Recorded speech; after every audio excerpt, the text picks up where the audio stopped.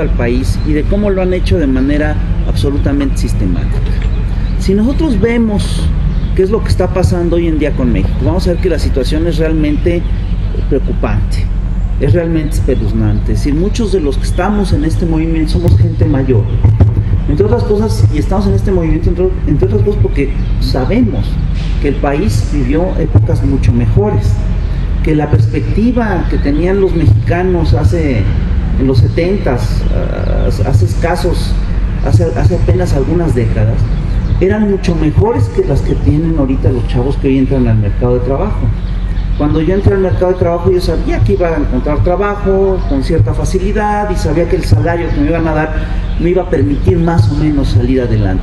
Hoy los chavos no tienen ni la seguridad de encontrar trabajo, y además el trabajo que van a encontrar seguramente será un trabajo mal pagado, sin ningún sin mayores prestaciones, en fin, ¿no? ¿A qué se debe este cambio?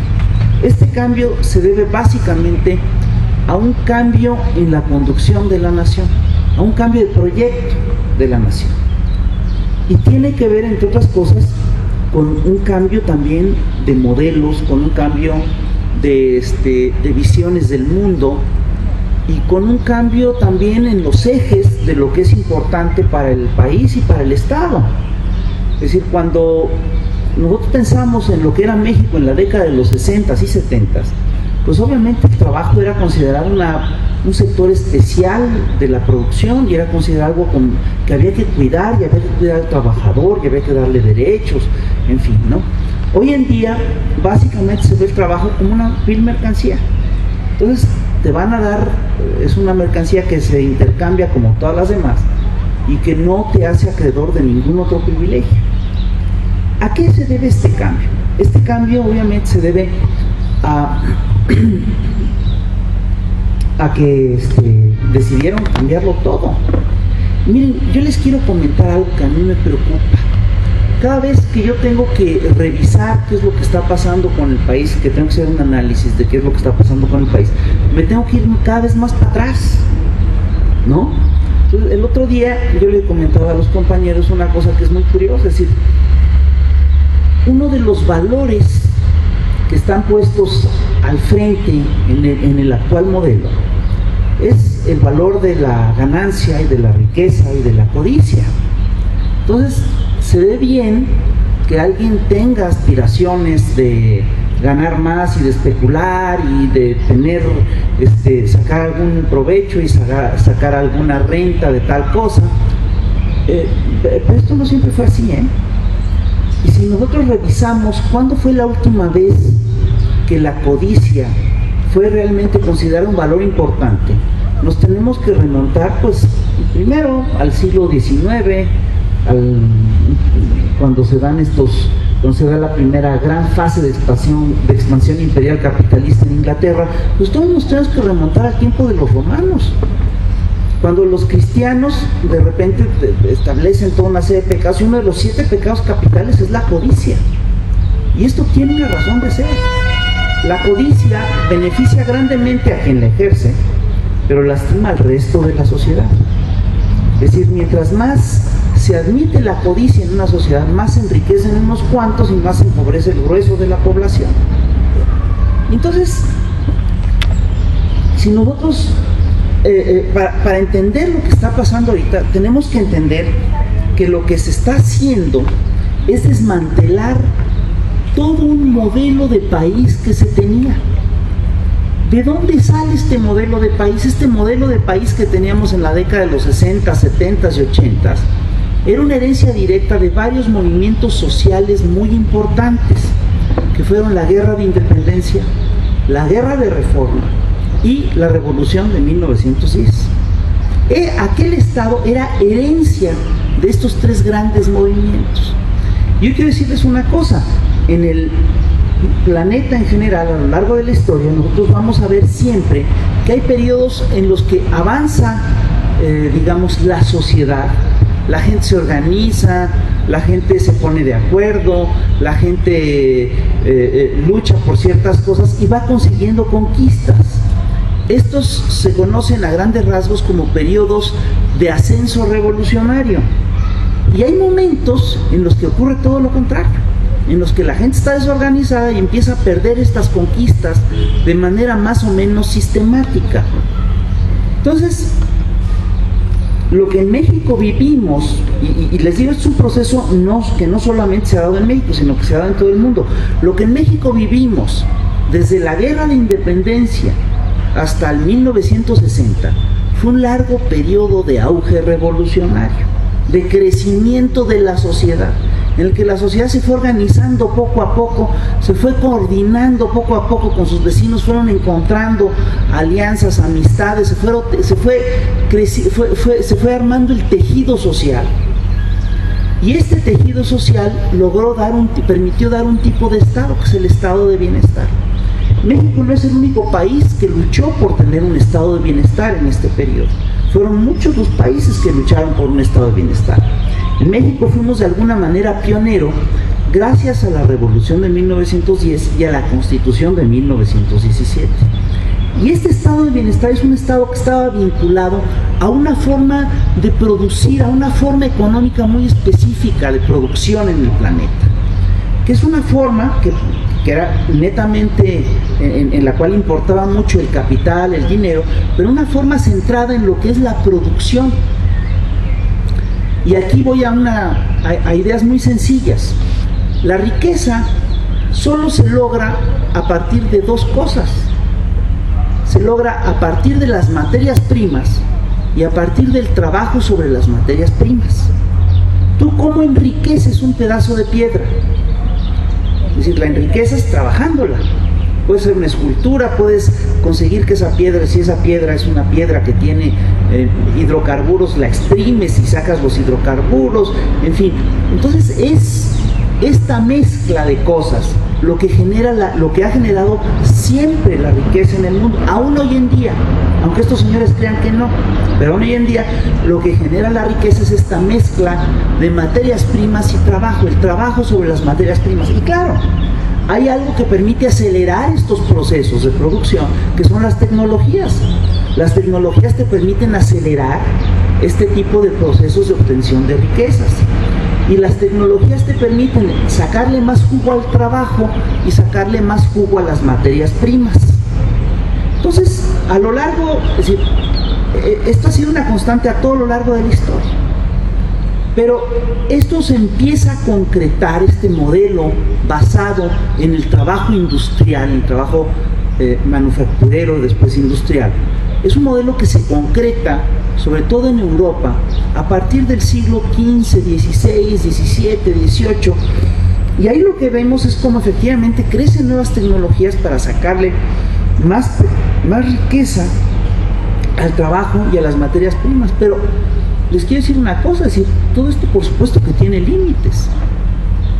Tú al trabajador le puedes pagar cierta cantidad de dinero al día y puedes gastar cierta cantidad en tecnología, pero llega un momento en el que no puedas sacarle más dinero al trabajador y en el que no puedas sacarle más dinero a las materias primas, porque las tecnologías tienen sus límites. Entonces, contra estas formas de sobreexplotación, la gente se ha organizado de diversas maneras. En primer lugar, hay que entender que para defender el trabajo, porque además quiero decirles una cosa, por allá del siglo XVIII, XIX, se llegó a unos grados de sobreexplotación de la gente brutales. Es decir, la gente trabajaba jornadas de 14, 16 horas diarias.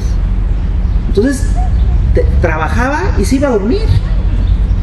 Y luego, lo mismo ocurría con las materias primas. A las materias primas las saqueaban, y eso lo vimos aquí en México, por ejemplo, que era el territorio americano.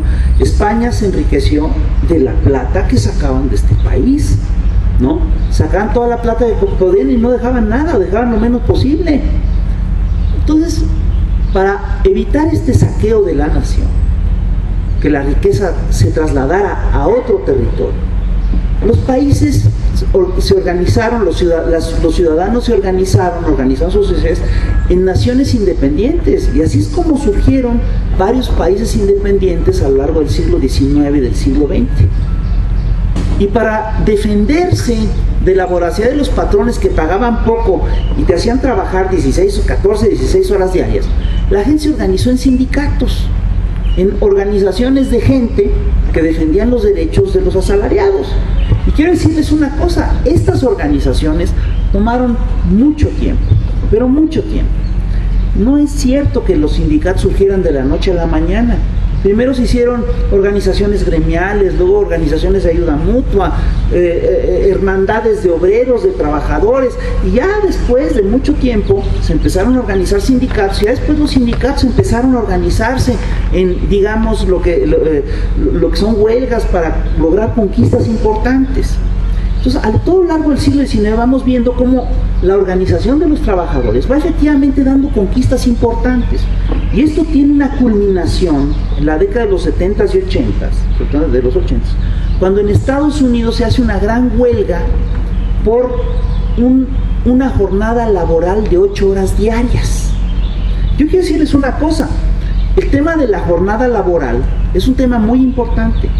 No es cierto que mientras más hagas trabajar a una persona, más te va a rendir esta persona, o más dinero le vas a sacar. Al contrario, llega un momento en el que si sobreexplotas a una persona, pues va a llegar un momento en el que te va a rendir cada vez menos, porque está cansado, porque tiene cansancio acumulado. Y esto es algo que encontraron algunos industriales europeos, como Gilberto Owen, ¿no?, que de repente se dio cuenta que si a sus trabajadores les daba una jornada laboral de 8 horas, rendían más. No nada más no rendían menos, sino que rendían más. Y entonces se empezó a popularizar la idea de que mientras más derechos tenían los trabajadores, mientras más los protegías, es decir, que la protección del trabajador era compatible con la productividad. Entonces esa idea se hizo general, pero de que la idea se generalizara a que se convirtiera en ley, tuvieron que hacerse un montón de movimientos.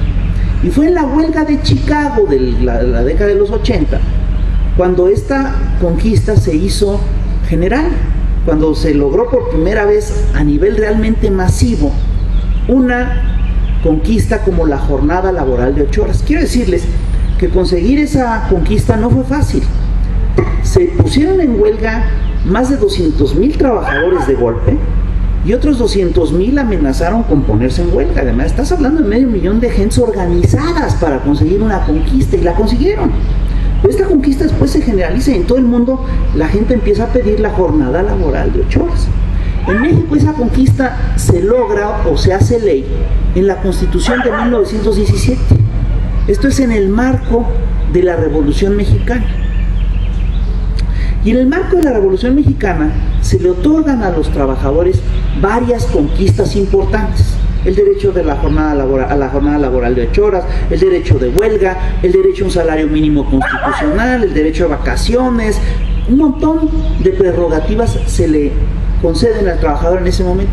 Pero les voy a decir una cosa, de aquí a que esa consigna a que esa ley se ponga en práctica, tampoco está tan fácil. Tuvieron que pasar décadas para que la gente peleó para que efectivamente les valieran toda una serie de cosas. Hay conquistas que se logran con más facilidad que otras. La de la jornada laboral de 8 horas se logró con cierta facilidad. La del salario mínimo pues, fue mucho más larga de conseguir, tardó más en conseguirse. Pero el caso es el siguiente. Aquí esto lo que nos dice es que efectivamente la fuerza que tiene una sociedad cuando se organiza es brutal, es tremenda, pero que no es fácil organizar a la sociedad. La sociedad se toma tiempo de organizar, le toma mucho tiempo organizarse, por varias razones. La primera, los señores del dinero se organizan haciendo negocios, esa es su forma de organizarse. Y ustedes ven a los capitanes de empresa mexicanos, ellos se llevan muy bien y hacen grandes negocios entre sí. Nosotros, los trabajadores, nos tardamos más porque nos organizamos a partir de tejidos de confianza.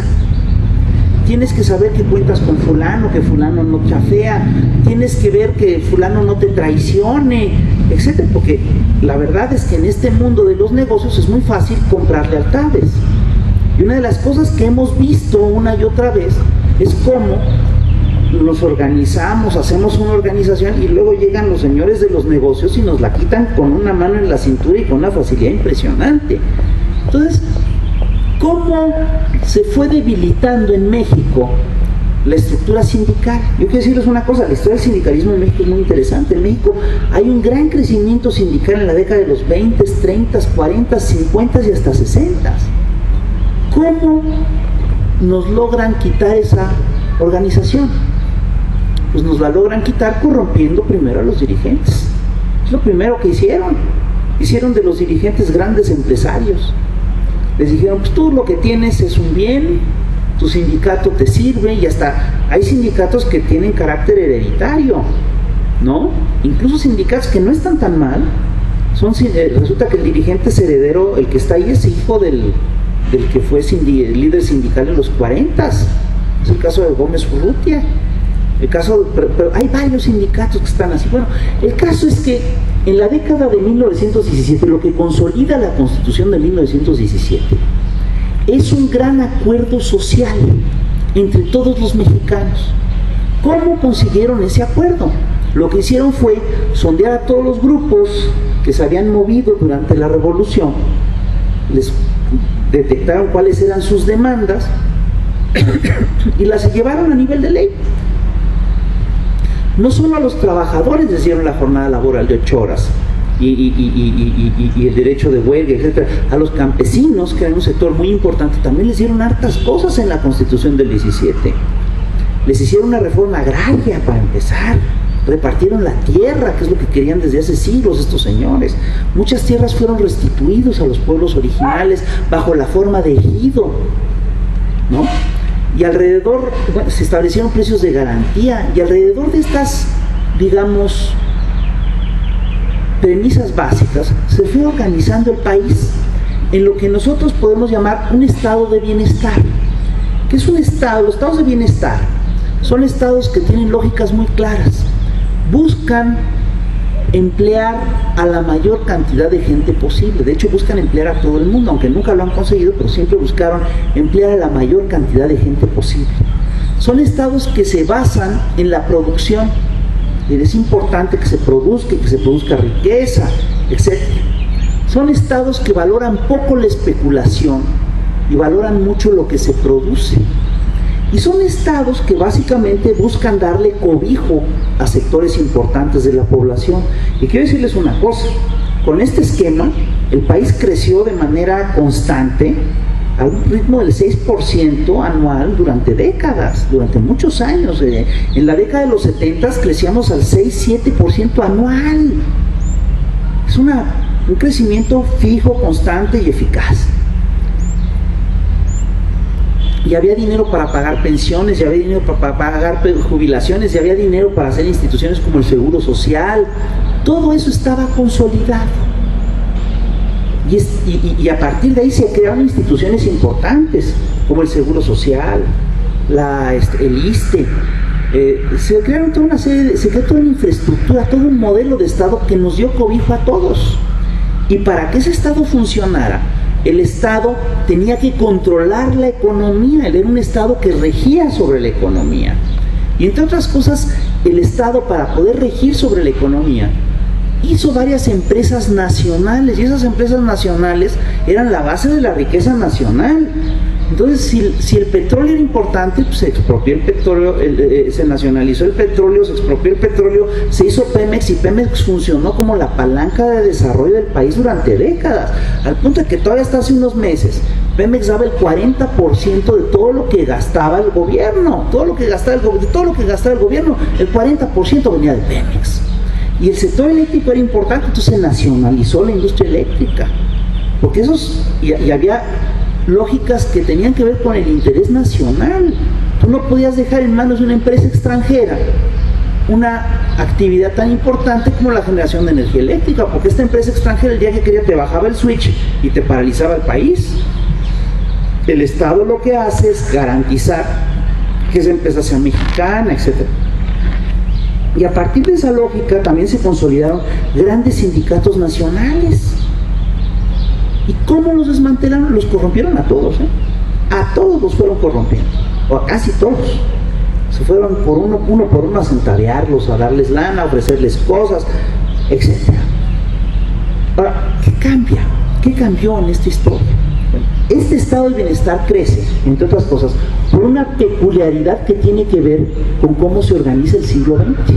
En el siglo XX al principio, y esto tiene que ver con esta marea revolucionaria que viene desde el siglo XIX y que se prolonga hasta la década de los 30 o 40. La primera marea revolucionaria, entre otras cosas, se da también en otros países.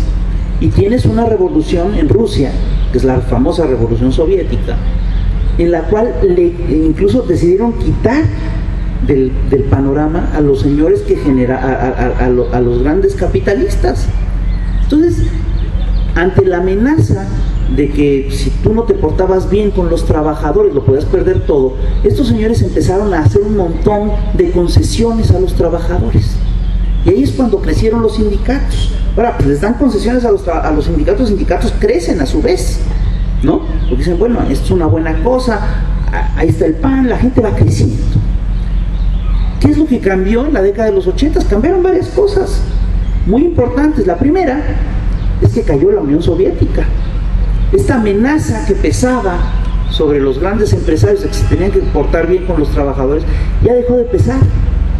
Y esto coincidió con dos grandes revoluciones tecnológicas, que son la revolución de las computadoras y la revolución de los containers, que te permite mover grandes cantidades de mercancías de un lado al otro del mundo a muy bajo costo.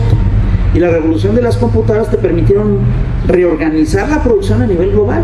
Entonces estos señores lo que decidieron es reorganizar toda la producción a nivel global.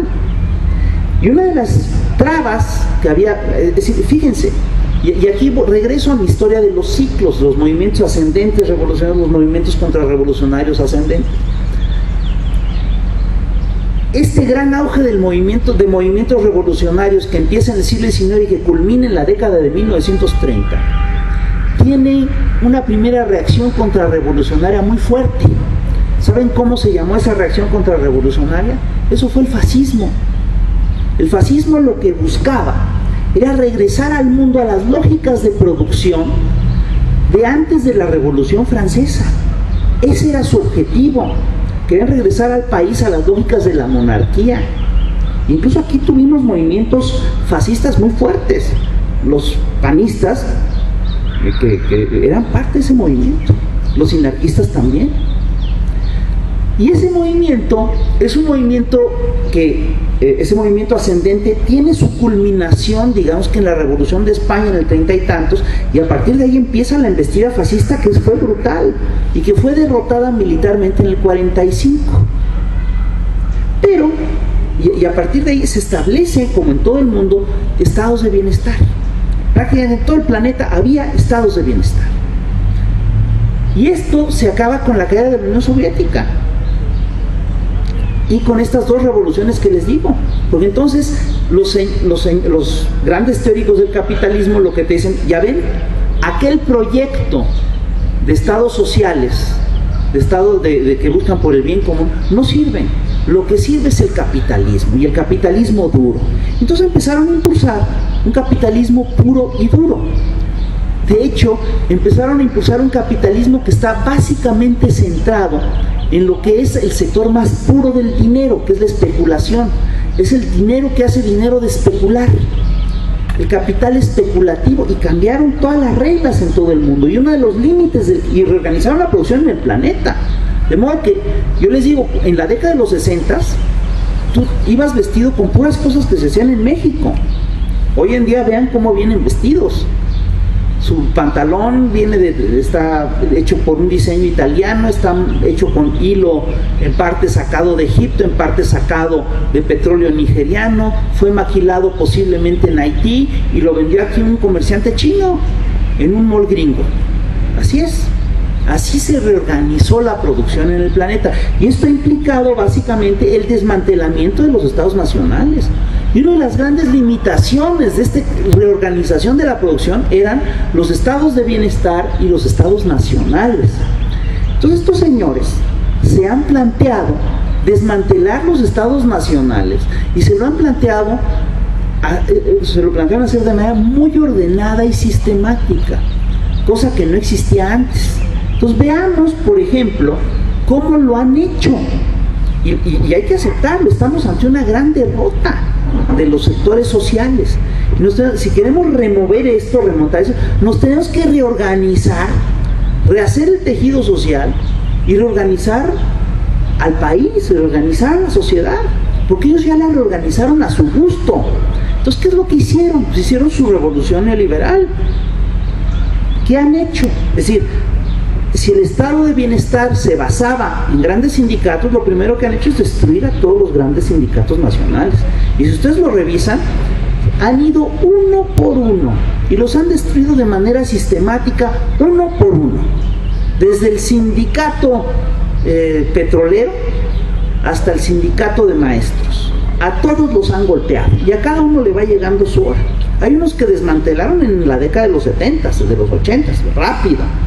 Y hay otros que apenas están empezando a desmantelar, como el sindicato de maestros. Hay unos a los que han tenido que extinguirle su empresa para poder desmantelar el sindicato, como es el caso del Sindicato Mexicano de Electricistas. Está muy claro lo que han hecho. Pero eso no es todo lo que han hecho, también han cambiado la ley.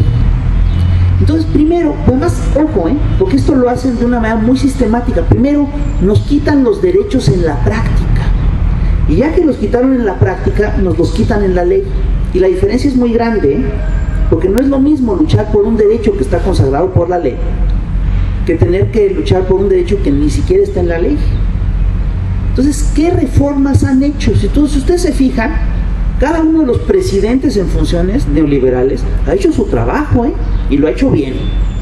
¿Qué hizo de la Madrid? De la Madrid es el primer presidente neoliberal. A ver, hemos tenido varios presidentes neoliberales. El primero fue de la Madrid, el segundo fue Carlos Salinas de Gortari, el tercero fue Ernesto Zedillo, el cuarto fue Vicente Fox, el quinto fue Felipe Calderón y el sexto es este señor Enrique Peña Nieto. Entonces, ¿qué hizo Miguel de la Madrid?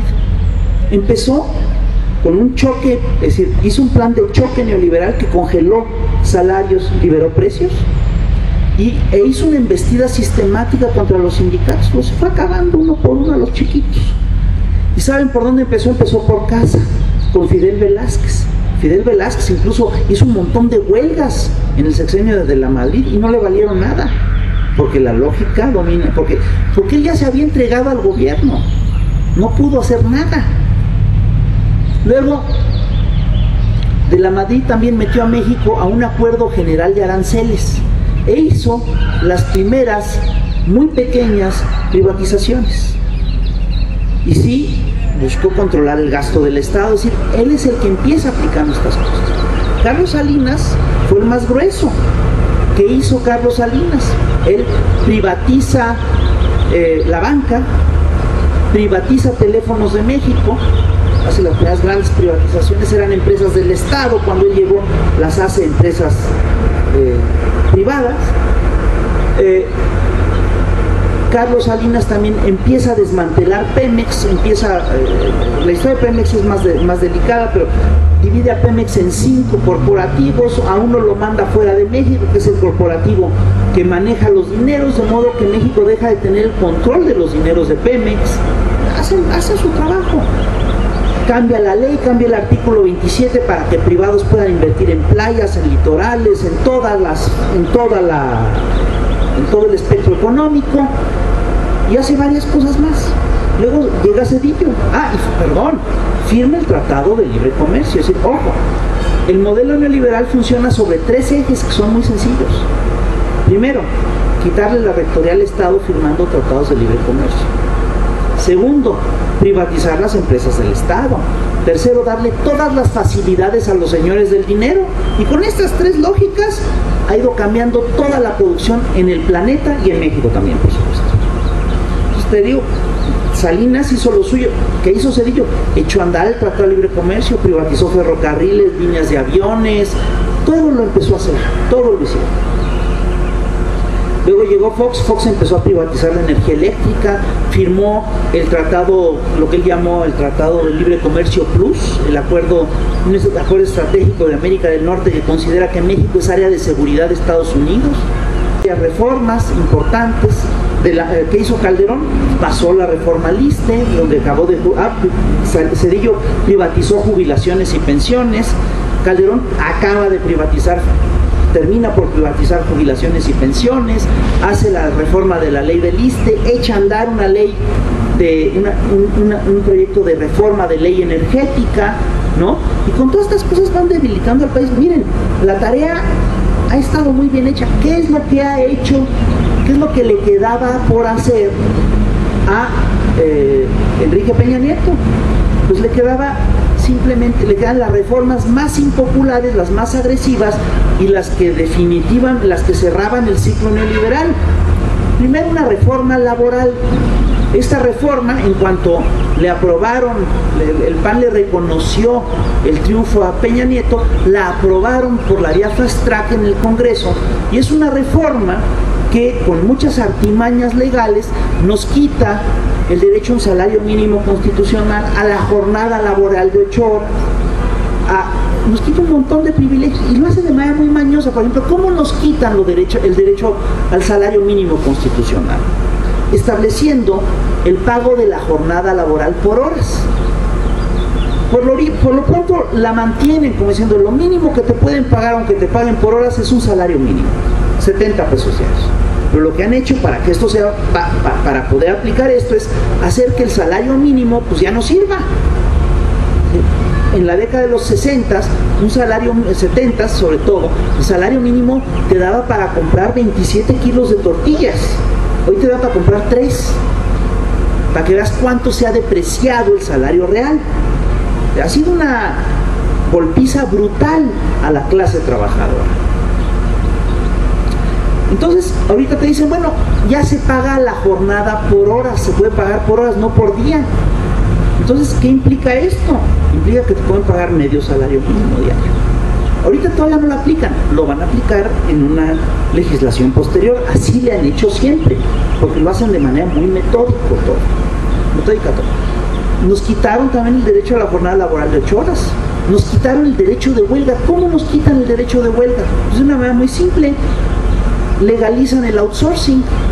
Legaliza que no sea Bimbo la que te contrate, sino la empresa Gansito Subsidiario Sociedad Anónima que está a la vuelta. Tú llegas a trabajar a Bimbo, te dicen, ¿cómo no le damos su contrato? Váyase aquí a la vuelta, te dan un contrato de una empresa que no es Bimbo, pero trabajas para Bimbo, y si Bimbo te corre, tú te tienes que ir a pelear con esa empresa que en una de esas ya ni existe. Así es como nos han ido quitando derecho por derecho. Entonces, esa fue la primera gran reforma que tuvieron que hacer estos señores, la reforma laboral. La segunda gran reforma era la reforma, la privatización de Pemex, la reforma energética. Ellos te dicen, no estamos privatizando Pemex. ¿Cómo que no? Por supuesto que es privatizar Pemex. La ley antes prohibía la inversión privada en Pemex, ahora la permite. Quiere decir que permitieron la privatización de la industria petrolera. ¿Qué otra cosa hicieron? Pues la privatización de la industria eléctrica. ¿Qué otra cosa hicieron? Establecieron, fíjense, es tan seria la reforma petrolera que le va a quitar dinero al Estado. Hoy en día el Estado mexicano tiene un problema de flujo muy grande. Si algunos de ustedes trabajan para el Estado, se van a dar cuenta que no les están jineteando el dinero, pero a lo chulo. Es decir, a mí me deben un montón de dinero, yo a veces hago cosas para el gobierno, a mí me deben cosas desde hace 6 meses, y los pretextos que te dan para no pagar son increíbles. La razón de fondo es que ya no tienen cash, ya no tienen flujo. ¿Por qué? Porque dejaron que se deteriorara la explotación de Pemex, ya no tienen el dinero que venía de Pemex, pues ya no tienen dinero. Entonces, ese dinero lo están sacando del bolsillo de los ciudadanos. Y eso es una de las cosas que están haciendo, que pretendieron hacer con esta reforma fiscal. La reforma fiscal fue eso, básicamente. El Estado estaba buscando, mediante esa reforma, allegarse recursos, los recursos que le iban a faltar del petróleo. Y eso lo estamos ya viendo aplicado ahorita. Porque además, para hacer la reforma energética nos juraron que las gasolinas iban a bajar. Yo me acuerdo perfecto de esa promesa. Hoy será el gasolinazo número 18 o 20 y tantos, y faltan 19 más. ¿Cómo va a bajar la gasolina? No va a bajar, mienten. Entonces, esa es la realidad. ¿Cuáles son las implicaciones de este proyecto? Las implicaciones son, primero, no solamente que están desmantelando el estado de bienestar, que están acabando de desmantelar el estado de bienestar, sino que ahora van a desmantelar el Estado mexicano. Punto. Este que tenemos los mexicanos, un Estado que nos protegía, ya olvídalo. Ya desde hace rato no nos la ponen en práctica, pero ahora nos la van a aplicar de manera gacha. Es decir, ahora es un Estado contra los mexicanos, directo. De modo que estos señores se sacan todas las riquezas de América Latina, se las llevan a Estados Unidos, pero no permiten el flujo de trabajadores para allá. ¿Sí me explico? Están administrando la miseria que han causado en millones de mexicanos, centroamericanos y sudamericanos. Eso es lo que están haciendo. ¿Qué sigue de esta reforma energética? Pues lo que sigue, y además lo dijimos con tiempo, después de esta reforma energética viene la privatización del agua. Van a privatizar el agua. Van a poner el agua en manos privadas. Lo que implica que el agua ya tampoco va a ser considerada como un derecho básico del ciudadano, que no tendría que ser, sin agua nos morimos, sino que el agua va a ser una mercancía más. Entonces, miren, con esto concluyo, para remontar, si ustedes se fijan, la andanada de ellos está muy bien organizada, está muy bien llevada, está muy cuidada. Nos han quitado todo, desde las legislaciones que nos protegían hasta los derechos fundamentales. Nos han quitado ya el estado de bienestar y ahora nos van a quitar el Estado nacional como tal. Si nosotros queremos y los niveles de sobreexplotación en México han llegado a alturas inconcebibles. Hoy en día la riqueza en México y en el mundo se ha concentrado en unos niveles fantásticos. Se calcula que en todo el mundo son solo 2,000 familias las que controlan el grueso de la riqueza global. Y en México tenemos el caso increíble de que 10 grandes empresarios, 10 grandes capitanes de empresa, Carlos Slim, Roberto Hernández, etcétera, controlan, ellos tienen más dinero que el resto del país. Ellos son más ricos que toda la nación. ¿Se dan cuenta de lo que eso implica? Eso implica que han medido qué tanto nos pueden saquear. Si nosotros, yo les quiero decir una cosa, esto solo se va a agravar con el tiempo. Y tienen planes para seguirnos sacando más de lo que puedan sacarnos. Al cabo de un rato vamos a tener agencias que te venden páncreas e hígados de mexicanos a bajo costo. Porque puedes decir, o riñones, nos van, es decir, no, ya nos consideran mercancías solamente. Lo que sigue, ¿sí?, es el exterminio del pueblo, es decir, es un proyecto económico que tiene como consecuencia colateral el exterminio sistemático del pueblo mexicano. El tema es, ¿nos vamos a dejar? ¿No nos vamos a organizar? Porque quiero decirles una cosa, hasta ahorita nos hemos dejado. Y fuimos privatizaron Pemex sin mayor resistencia de la gente, porque la gente está cansada, la gente está harta. Ahorita que querían aprobar sus leyes secundarias del petróleo, ¿cómo lo hicieron? Lo hicieron durante el Mundial, cuando la gente estuviera distraída. Es increíble. Tienen mecanismos de control de la población muy eficaces, entre ellos la televisión, entre ellos la propaganda oficial. Entonces, miren, está muy claro, si no nos organizamos, van a acabar con nosotros. Nos tenemos que organizar. Ahora, ¿cómo hacerlo? Porque no está tan fácil. Porque hicimos un partido y tenemos los sindicatos, nos los compraron. Tenemos un partido, nos lo compraron, se lo llevaron. Ahorita los perredistas viven, su única preocupación es cómo vivir como nuevos ricos, ¿no?, con lo que les han dado y con las prerrogativas que han sacado de nuestros votos, etc. ¿Qué nos queda? Es decir, una de dos, o de plano nos desinteresamos de esta historia y los dejamos que se lo lleven todo y nos vamos a morir solitos a casita, porque eso es lo que va a acabar pasando, si es que tenemos casita, o nos organizamos. Por supuesto que la iniciativa de Morena es una primera iniciativa de organización. Yo digo que hay que aprovechar y que hay que dar la pelea por esta organización, porque no dimos esa pelea por el PRD. Si el PRD se lo llevaron es porque nosotros no dimos esa pelea por el PRD. Dejamos que se lo llevaran.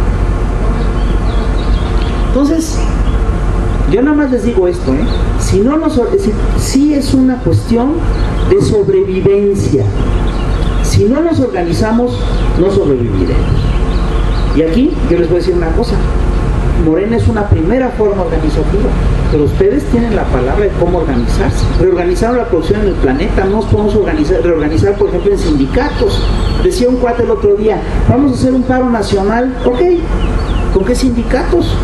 Porque para hacer un paro nacional necesitas sindicatos. Dime qué sindicatos tenemos para hacer un paro nacional. No tenemos ninguno, porque nos los han ido quitando uno por uno. Y bueno, tenemos que rehacer ese tejido social. ¿Y saben qué?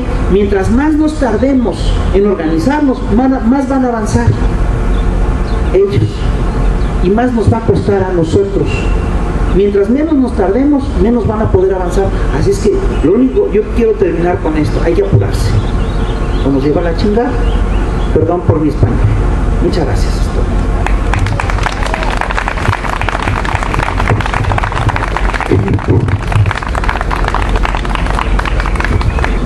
Una de las razones, tú preguntas, ¿dónde va ese dinero de Pemex? El problema es que no lo están obteniendo. Aquí pasó algo muy serio con Pemex. A Pemex la descuidaron. A propósito, la dejaron caer. Y eso es motivo de toda una plática, porque tú empiezas a ver lo que hicieron con Pemex, es que la desmantelaron a fuerza.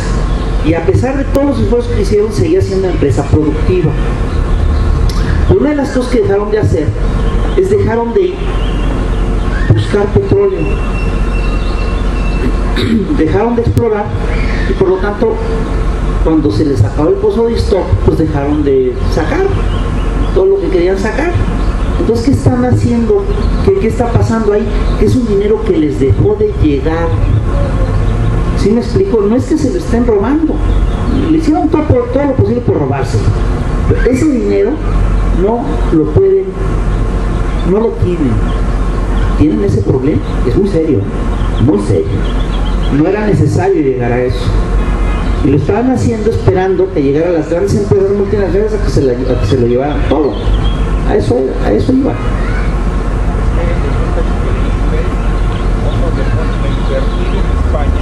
Claro, no, hombre. No, está bien. Tenemos otro. Está bien. No, es decir, mira, hay que entender que lo que hicieron con Pemex es tan brutal que no se explica ni siquiera con las lógicas de la corrupción. Puedo decir a mí qué es lo que me explica lo que hicieron con Pemex. La entrega del petróleo mexicano solo se explica por las presiones del gobierno norteamericano, que está haciendo todo lo posible por hacerse de todas las grandes reservas petroleras mundiales. Si tú revisas lo que ha pasado con las grandes reservas petroleras mundiales, te vas a dar cuenta que poco a poco han ido cayendo todas en manos de Washington. Todas. Algunas por las buenas, otras por las malas. Entonces, por ejemplo, había grandes reservas petroleras en Arabia Saudita. Arabia Saudita es el gran socio de Estados Unidos. Había grandes reservas petroleras en Irak. En Irán, perdón, invadieron Irán. Había grandes reservas petroleras en el Cáucaso y para llegar a esas reservas había que pasar por Afganistán. Invadieron Afganistán e hicieron su oleoducto. Hay grandes reservas petroleras en México, que las hay, pues hicieron la reforma energética. Y ahora van a ir sobre Irak y sobre Venezuela. Para allá van. Te apuesto lo que quieras a que los grandes conflictos próximos que vamos a ver van a ser en Irak y en Venezuela, y es que están haciéndose el petróleo mundial. Es lo que están haciendo. Bueno, sí. Dos preguntas más y nos vamos. A ver. Rafael, no sé, no tocaste el punto de la ley secundaria de las telecomunicaciones. Es súper importante porque, bueno, no sé si está enterado, sí nos va a salir más barato el minuto, vamos a ser felices, vamos a poder hablar por teléfono, nuestros mensajes, pero esos mensajes van a ser guardados durante 4 años con todos nuestros datos para saber quién los emitió, por qué los emitió y qué emitió. Sí nos va a salir más barato económicamente. ¿Quién sabe? Económicamente. Me gustaría que nos dieras una opinión. Gracias. Sí, la mala noticia es que tampoco estoy seguro de que no salga más barato, ¿no? Es posible que no salga más barato. Es muy posible que no salga más barato. Mira, esta ley de telecomunicaciones es una ley muy peculiar porque primero negociaron el PRD y el PAN y el PRI con el Pacto por México y negociaron una ley que no estaba tan mal. Sin embargo, ya a la hora de aterrizar en las leyes secundarias, lo que se llama es una contrarreforma. Es decir, esta es una ley que básicamente le guarda todas sus prerrogativas a Televisa y a TV Azteca, ¿no? Y que no permite la competencia durante un periodo largo de tiempo. Es una ley que beneficia obviamente a los poderes. Y obviamente trataban, también en esta ley habían incluido toda una serie de puntos restrictivos al manejo de Internet. Por ejemplo, entiendo que esto se quitó, pero no estoy seguro. No la he leído, la promulgaron apenas ayer. Una de las cosas que plantearon originalmente era que si había concentraciones, etcétera, tenían el derecho de quitarte la red de Internet en espacios definidos. Había una serie de cosas que eran increíblemente controladoras. Una de las cosas que yo estoy viendo con el regreso del PRI, bueno, dos cosas estoy viendo y hay que tener mucho cuidado con eso. Primero, el PRI regresó para quedarse y piensan quedarse otros 75 años por lo menos, sin tener la legitimidad que tuvieron a partir de Cárdenas, sin tener detrás a la Revolución Mexicana, etcétera. Piensan quedarse y vienen sobre la Ciudad de México. Entonces hay que cuidar esta ciudad y hay que defenderse y hay que organizarse, y lo que dice el compañero es correcto. Nos tenemos que multiplicar para convencer a la gente de que estos señores vienen entre otras cosas a quitarnos nuestros derechos. Para tomar la Ciudad de México, entre otras cosas, lo que necesitan es quitarnos nuestros derechos ciudadanos. Y están regresando, quieren regresar a las lógicas de los 70s, que eran lógicas sumamente dictatoriales, de control total. En la década de los 70s, cuando Echeverría estaba en gobernación, se armó un documento que habla de cómo consolidar una tiranía invisible en este país. Y es una tiranía que implica, entre otras cosas, el control de los medios electrónicos, y con esta ley se lo acaban de garantizar una vez más, pero que hoy en día implica, entre otras cosas, también el control de las redes sociales. Vienen sobre eso. Y si tú te fijas, a lo largo de los últimos años, de los últimos meses, han planteado varias iniciativas que efectivamente atentan contra la más elemental libertad de expresión. ¿Qué hacen? Por ejemplo, la ley secundaria en telecomunicaciones, la original era eso. La ley Vale en Puebla también es eso, es una ley que va contra el derecho a manifestación. Y estamos viendo ahora cómo hacen campañas contra periodistas y medios específicos. Han hecho una campaña contra Carmen Aristegui, han hecho una campaña contra La Jornada, contra Proceso. Ahí van, están haciendo su tarea. Otra cosa es que les salga, nos tenemos que defender para que no les salga, ¿no? Es lo que les tengo que decir. Bueno, pues muchas gracias.